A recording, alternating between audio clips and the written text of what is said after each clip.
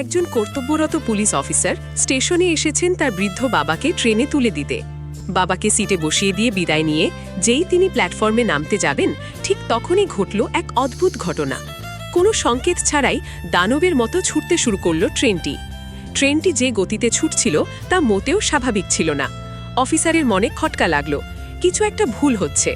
সময় নষ্ট না করে তিনি চলন্ত ট্রেনের পেছনে দৌড়াতে শুরু করলেন এবং নিজের জীবনের ঝুঁকি নিয়ে ট্রেনের শেষ বগিতে লাফিয়ে উঠলেন।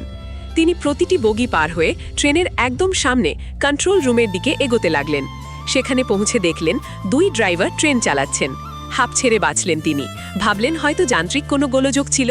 কিন্তু যেই তিনি ফিরে আসতে চাইলেন, ক্লিক শব্দে কন্ট্রোল রুমের দরজা স্বয়ংক্রিয়ভাবে লক হয়ে গেল।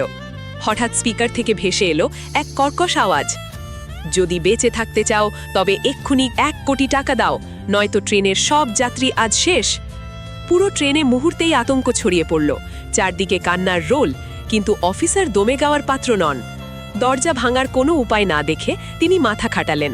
নিজের পকেট থেকে একটি সাধারণ পিন বের করে তালা খোলার চেষ্টা শুরু করলেন। সেকেন্ড যেন ঘন্টার মতো মনে হচ্ছিল। শেষমেশ দরজা খুলে গেল। ভিতরে ঢুকে তার রক্ত হিম হয়ে গেল। দেখলেন আসল ড্রাইভারদের হাত পা বেঁধে রাখা হয়েছে, আর 2 মুখোশধারী জঙ্গি নিয়ন্ত্রণ করছে ট্রেনের স্টিয়ারিং। অফিসার তার বন্দুক তাক করতেই এক জঙ্গি ক্ষিপ্র গতিতে তার অস্ত্রটি ফেলে দিল। শুরু হলো হাতাহাতি লড়াই। একদিকে 2 সশস্ত্র অপরাধী, অন্যদিকে একা এক নির্ভীক অফিসার। নিজের ট্রেনিংয়ের পুরো জোর দিয়ে একের পর এক ঘুষি আর লাথি চালিয়ে 2 জঙ্গিকে নিস্তেজ করে ফেললেন তিনি। দ্রুত ড্রাইভারদের বাঁধন খুলে দিলেন তিনি।